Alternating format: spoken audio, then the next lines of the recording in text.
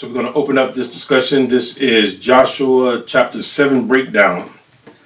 Give me a second. Make sure everybody's phones are turned down, the ringers.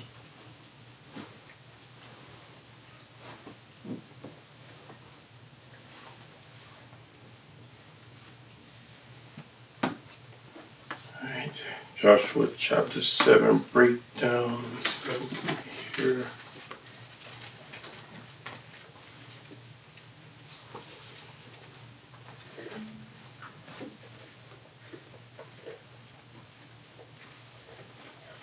Someone told me I should have brought my Bible too.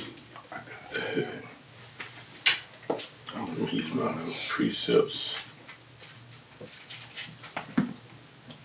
I'll be trying to go back and highlight it. Right. Yeah, it's good to kind of go back and forth so you can kind of be able to maneuver in that too. Because this internet is not, it may be gone tomorrow. All right, so we're going to start Joshua 7. So real quick, as a recap, let's go to Joshua 6 and 18.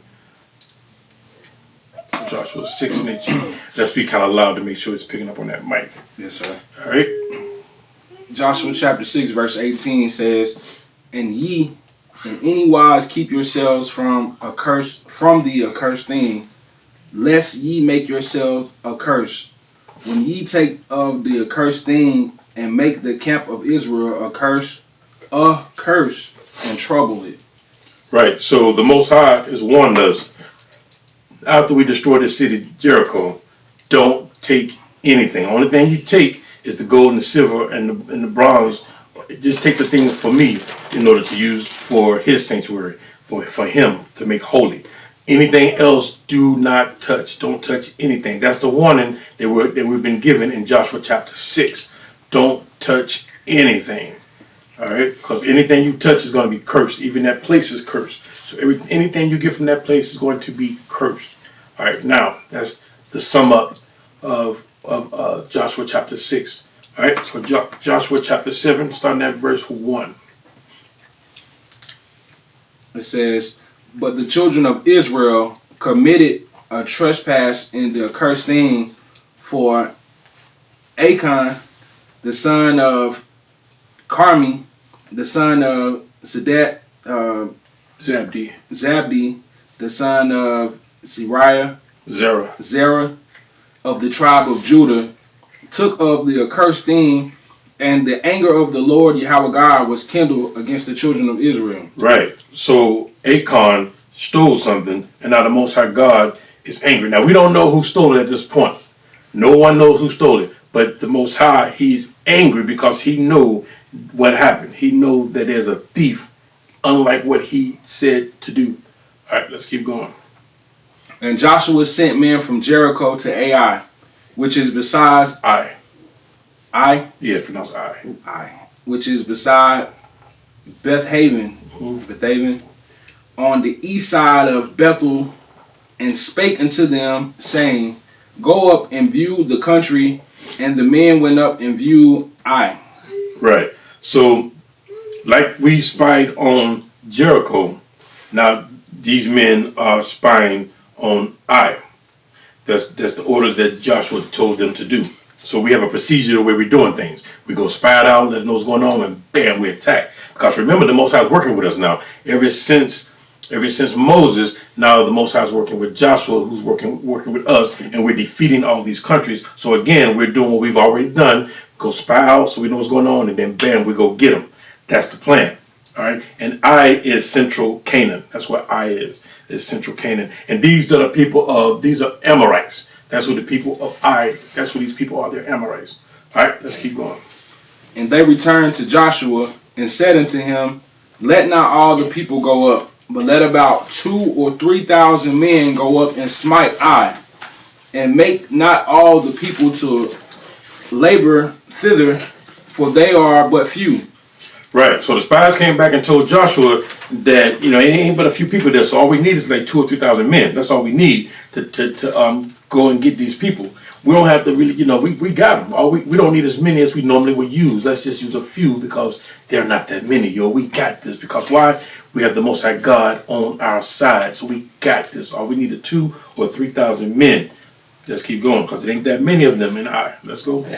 So there went up thither of the people about 3,000 men, and they fled before the men of Ai. So we jumped the men of Ai. Basically, we ran up on them when it says we fled before them. So we ran up on these men. Go ahead. And remember, your Bible is written in slang. When it says that, and they fled before the men of Ai, we ran up on them.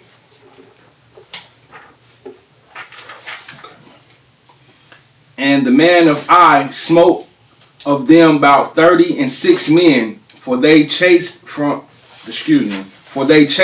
from before the gate even into Shebarim, and smote them in the going down, wherefore the hearts of the people melted and became as water.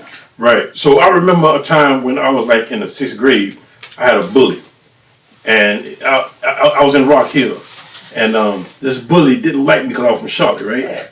Me and my twin brother, and we would go to the neighborhood in the real hood, the ghetto where he lived, because I had a girlfriend in school, and she lived in his apartment complex in the ghetto, and in the hood. So I would go there and talk to this girl. And it was times when this dude didn't like me so much that he would get his other friends to jump me and my twin brother whenever we come to his hood. And there were many times me and my twin brother were just running down a hill, hauling it. And like 30 dudes, but literally 30 dudes behind us chasing us. And there's a couple of times they got us and they beat us down.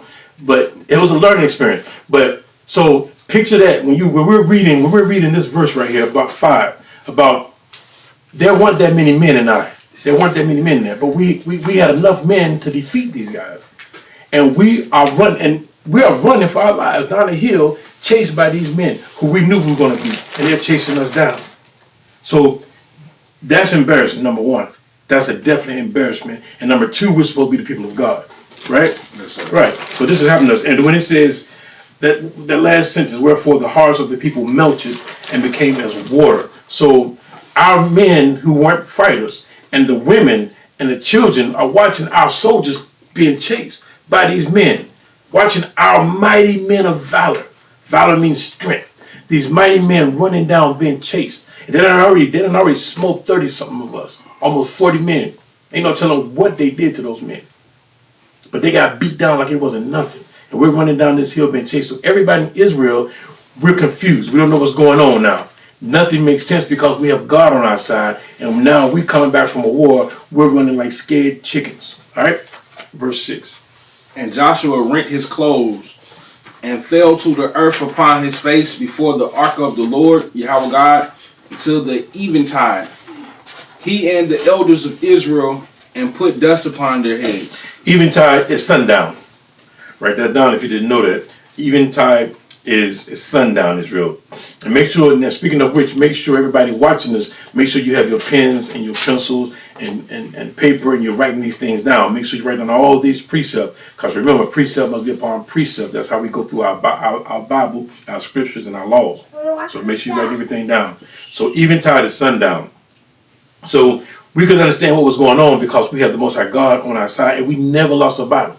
Since we came out of Egypt, we've never lost a battle, and we've had a few. Because that's how we got the land that we have, because we had to fight for that land. We had to overtake that land. So we've had battles, but we've never lost one. Up until this point, we've never lost one.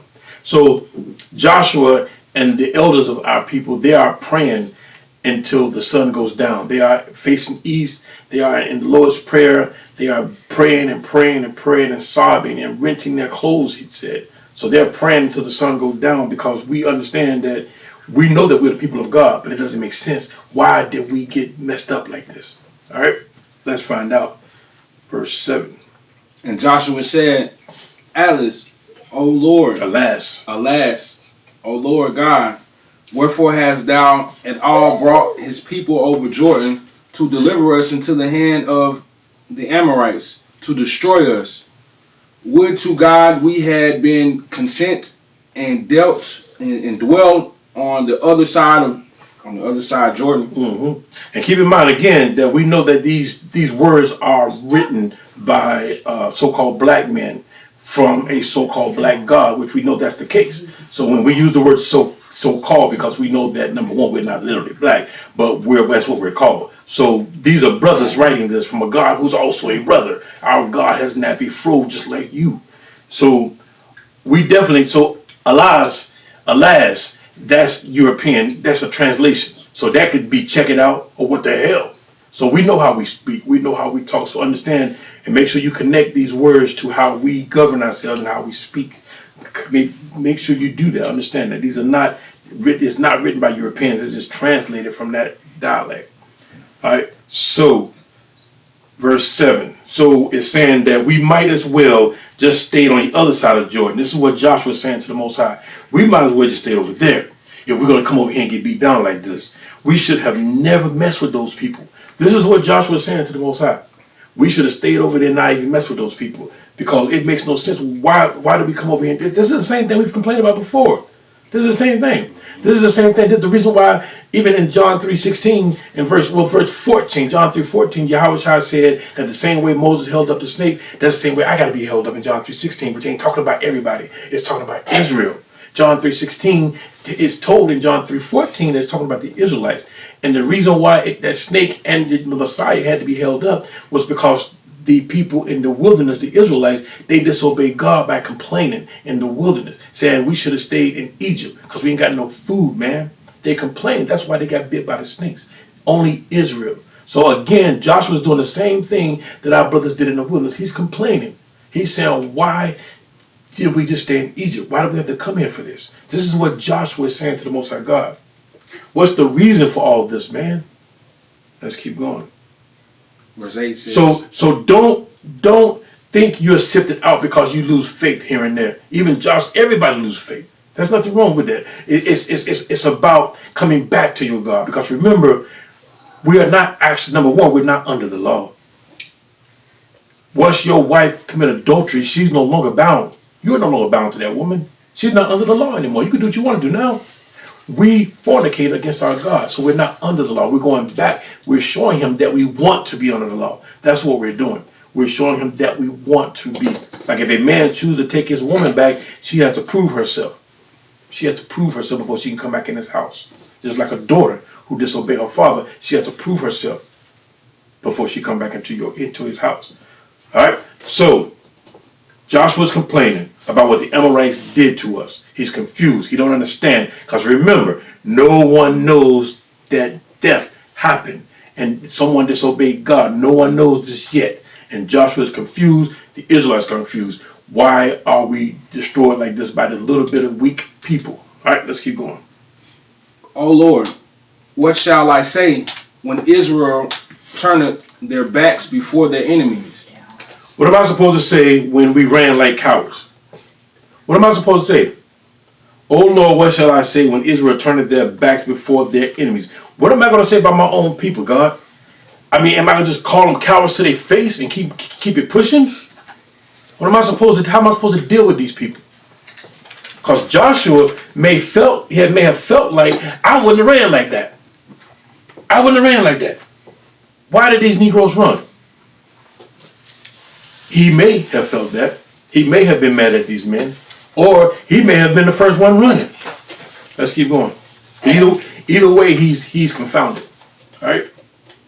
For the Canaanites and all their inhabitants of the land shall hear of it, and shall environ us round, and cut off our name from the earth. And what wilt thou do unto thy great name?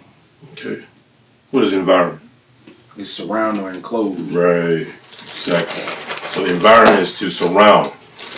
So when the Canaanites and all the other countries hear what happened to us, they're going to surround us and gang up on us and wipe off our name off of the map. This is what Joshua is saying is going to happen to us. They're going to wipe us up off the map, man. And then who's going to uplift your mighty name, Yahweh? Once they wipe us off the map, who's going to reverence your name? Who's going to lift up your name, Yahweh, across the land when they do this to us? Because they about to kill us. This is what Joshua's saying. They about to kill us, man. Because you weren't there for us. They about to kill us. So now, once they do that, who's going to lift your name up? Let's keep going. And the Lord Yahweh God said unto Joshua, Get thee up, wherefore liest thou thus upon thy face? Man, get up. Get up. You laying down there with your face on the ground crying. Get up. Your God is a so-called black man with a nappy afro. And you laying on the floor crying. Oh, daddy, we can't win. Daddy, we can't. Get up.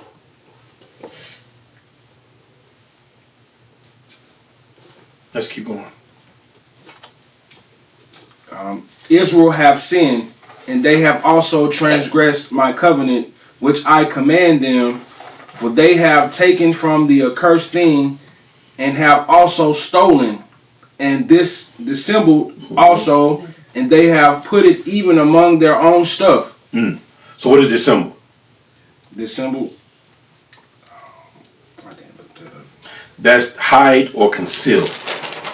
The symbol is to hide or conceal something. So the Most High God said, y'all done messed up, man. He's telling Joshua who's on the floor crying, get up. Y'all done messed up, man. Y'all done messed up. Y'all took something that belonged to me and you hid it amongst yourselves.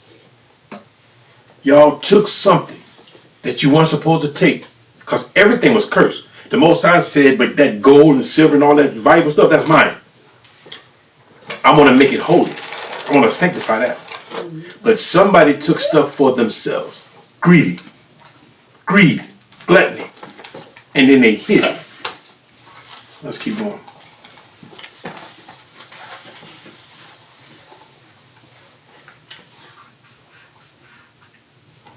It says, Therefore, the children of Israel could not stand before their enemies, but turned their backs before their enemies, because they were accursed. Neither will I be with you anymore, except ye destroy the accursed from among you. That's why y'all got y'all butts handed to you. Because somebody stole something. They took something. That's why y'all got y'all butts handed to you like that. So get rid of that thing, or you're going to continue getting your butts kicked. This is what Dad is saying to his son, Junior. Get rid of that thing you brought in my house that you stole from school, that you know ain't yours. Get rid of that, or you're going to keep on getting your butt whooped. That's what your God is saying to you. This don't sound nothing like white Jesus that they teach you about in church. He ain't going to speak to you like that. He's effeminate. An effeminate man won't even make it into the kingdom of heaven. Your God is a man of war. Your God is a man of war. Get rid of that thing you stole, or you're going to continue getting your butt kicked. Just keep going. So, if the Most High God deals with his children that way, how should a man on a carnal level deal with his son? I know parents who let their kids do anything they want to do. And they don't believe in spanking. I know people like that. They don't believe. Some people, like I've heard Will Smith and Jada Pickett say that they don't believe in disciplining their kids. They believe in allowing them to work it out themselves so they can learn to be better adults. That makes absolutely no sense to me. That goes against God. If your God doesn't spare the rod, why do you think you're supposed to spare the rod? You're supposed to discipline your kids. You're supposed to teach them and correct them. That's a part of rebuking. Rebuking means to correct. Even if you tell your kids, no, don't do that. Don't do that. That's a form of rebuking. But there has to be a consequence if they say no. But again, these are the ways, that's the way Edomite teaches. They teach you to not discipline your kids. Even though your God he teaches discipline. He teaches punishment. He teaches judgment and correction. All right? Con? Con. All right. Let's keep going. My mom and dad whooped me enough times. Oh, that was, I don't know, man. It was bad. Yeah. That's a good bad though, right? Yeah, that's a good bad. Mm-hmm. Now that I look back on it, I'm Right. thankful for it. It makes you love, especially if they do it out of love. It makes you love them more. Yes, sir. Right? That's why you see a lot of Edomite kids. I saw Edomite kids tell their mom, F you, mama. Well, I'm not doing this. Or they didn't listen to their mom and their dad. I saw that with my own eyes. They didn't care. They didn't treat their parents with a reverence that we do. Right. With us, if dad walked into the room, mama walked in the room, we had a certain respect for our parents that they just didn't have, man. Because it was certain times, certain things, you couldn't go in the refrigerator certain times, and you couldn't get certain things out of the refrigerator. An Israelite boy cannot go in the refrigerator and take out the pie his mom baked last night and just put it in the oven and re-cook it or re-warm it up without his mom saying you could do so. You might go in there and get some chips, or you might go in and get a soda or whatever, but you're not going to mess around with mom pots and her stuff that she cooked. You ain't going to touch that. But my kids, totally different. They eat and do what they want to do. Even certain times of the day, you Right. sitting out on the couch watching TV, mom and dad walk in the house, you better straighten up. Right. Turn the TV off. Exactly. They don't have that discipline. And they're teaching our kids not to have that discipline. So just like when they took the Bible out of school, because we know they're all heathens, we know the Bible doesn't belong to them, but just their mindset of taking the Bible out of school, and now they're wondering why kids are bringing guns to school. They wonder why the violence is high, all-time high. They wonder why the teachers are afraid to teach these classrooms, why they're fighting and jumping on teachers. They wonder why all these bad things are happening when they're taking all the discipline out of the schools and essentially out of the world. They're taking discipline out of the whole world. Now you can be whatever you want to be. If I saw something yesterday about a grown Edomite man who, what's the term they use? What's the term they use? I'm gonna paraphrase it greatly, but he relate to being a 6-year-old girl. That's how he see himself. So therefore, he's allowed to be treated like a 6-year-old girl. He's like a 50-year-old Edomite man. That's crazy. Sick, man. That's crazy. Anyway, we're at 13. Yes, sir. All right. It says, up, sanctify the people, and say, sanctify yourselves. What's that first word? Up. Get up. That's how God speaks. A man. That's how we speak. Get up. True? Right. Why Jesus don't speak like that? Right? Jesus don't speak like that. All right, let's do that again. 13. It says, up, sanctify the people, and say, sanctify yourselves against tomorrow. For thus saith the Lord Yahweh, God of Israel, there is an accursed thing in the midst of thee. O Israel, thou cannot stand before thy enemies until ye take away the accursed thing from among you. So you're going to continue getting beat, and you're not going to be able to defend yourself as long as that accursed thing is amongst you. As long as that stuff is among you, you're not going to be able to defeat anybody. And morrow, again, that's just tomorrow. It's the day following. Morrow is just tomorrow, or the next day, or the day following. The following day. That's what morrow is. All right? Let's keep going. In the morning, therefore ye shall be brought according to your tribes, and it shall be that the tribe which the Lord Yahweh God taketh shall come according to the families thereof, and the family which the Lord Yahweh God shall take shall come by households, and the household which the Lord Yahweh God shall take shall come man by man. Right. So thereof is of what was just mentioned. That's what it means by thereof. It means of what, and it's talking about what was just mentioned. So thereof is of what was just mentioned. And so the Most High is he's going to help us figure out who this person is, because we don't know who this person is. So the Most High got us dividing. He's got Joshua dividing all the men, tribe by tribe, getting everybody tribe together. All of the 12 tribes. He's going to get who is who. Okay, this tribe, that tribe, this, and so forth. And now we're going to break it down per household of those individual tribes. Break down the household within each tribe. And then you're going to get the men of each family. Because he's not looking at the women, he's looking at the men. He's telling Joshua to deal with the men. So we're going to break down the tribes, break down the family within those tribes, and then the men within those households within those tribes. That's how the Most High is doing it. So we're hunting for the men or the man that stole the accursed items. All right, let's keep going. And it shall be that he that is taken with the accursed thing shall be burnt with fire. he and all that he hath, because he have transgressed the covenant of the Lord Yahweh God, and because he worked folly in Israel. Mm-hmm. So, verse 15, so kill that undercover Israelite. That's what we've been told to do. Kill that undercover Israelite who, and wrought is work. It's past tense for work.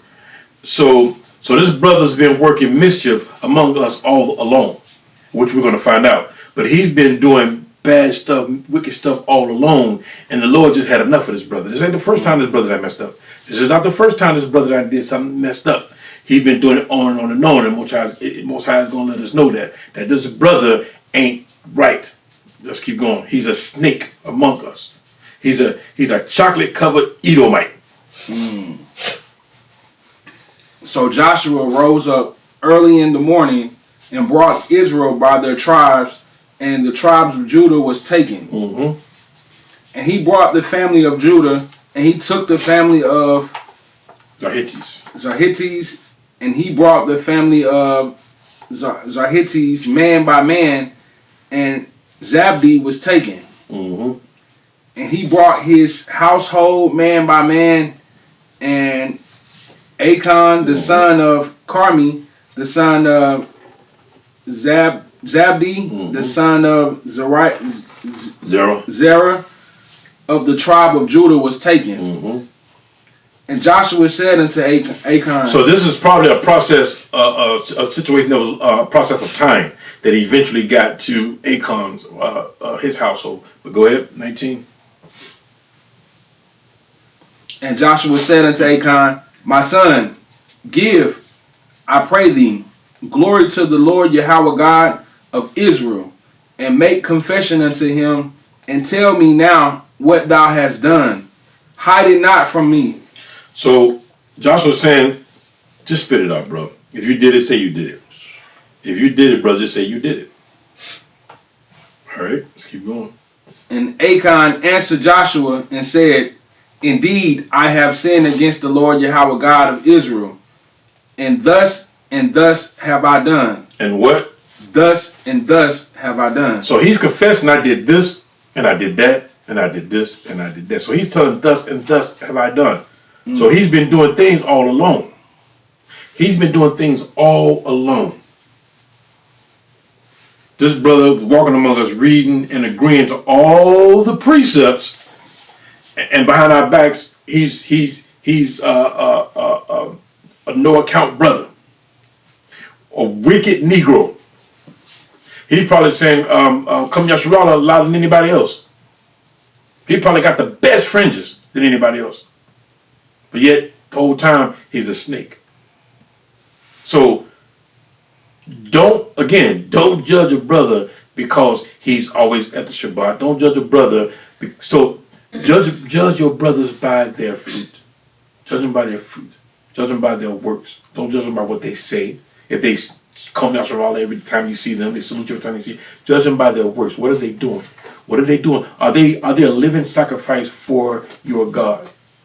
Are they a living sacrifice for your God? Look at their works. Let's keep going.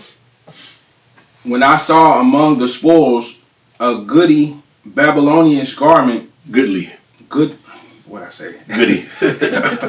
when I saw among the spoils a goodly Babylonian garment, and 200 shekels of silver, and a wedge of gold of 50 shekels weight, and when I covered them and took them, and behold, they are hid in the earth in the midst of my tent, and the silver under it.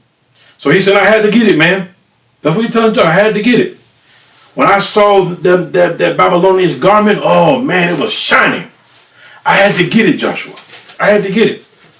200 shekels of silver and a wedge of gold of 50 shekels of weight.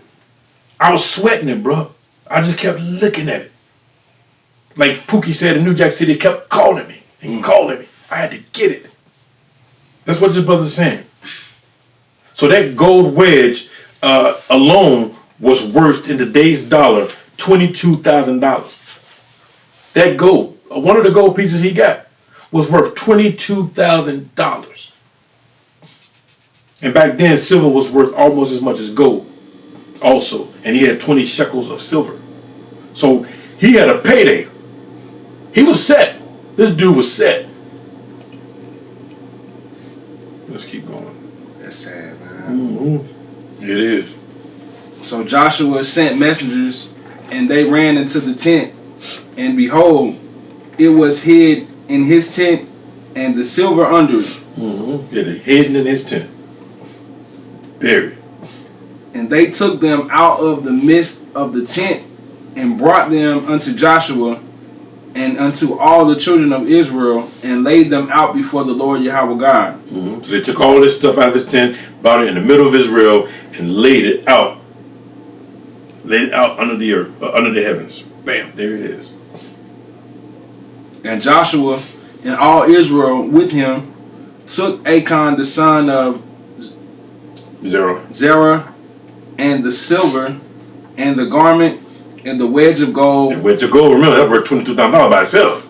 Go ahead. and his sons, and his daughters, and his oxen, and his asses, and his sheep, and his tent, and all that he had, and they brought them into the valley of Achan, Achor. So they got this brother, Achan. They got all his stuff. They even got his children, his sons and his daughters, all his animals, everything else he had in his tent, and even his tent. They got all those things, and they took him to this little valley called Achor. And they got all his stuff together and took it to a valley. Now let's see what's going to happen next. And Joshua said, Why hast thou troubled us? The Lord Yahweh God shall trouble thee this day. Read that again. And Joshua said, Why hast thou troubled us? The Lord Yahweh God shall trouble thee this day. Joshua said, why did you F up like that? Your God about to F you up. Simple and plain. Why did you F up, brother? Well, your God is about to F you up. Joshua didn't wait for an answer.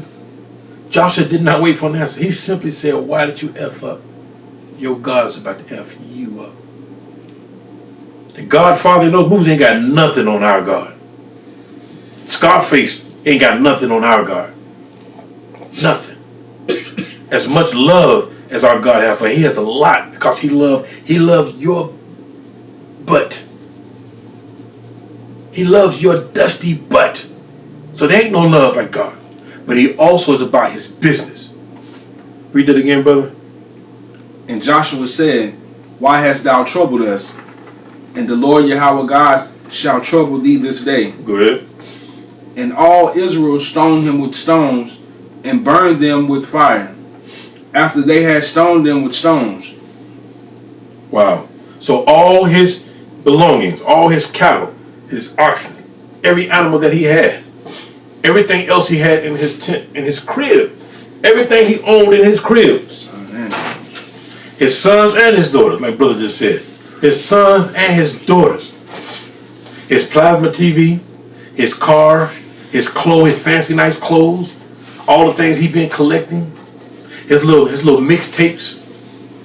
He made some rap beats. He took all that equipment, like the brother said, along with his sons and his daughters, and set them on fire. He stoned them first.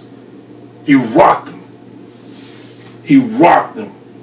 Everybody grabbed stones and they rocked this brother's kids and all his sons and daughters, and all his property, all his animals. Rocked them. And then they burned them. Read that again.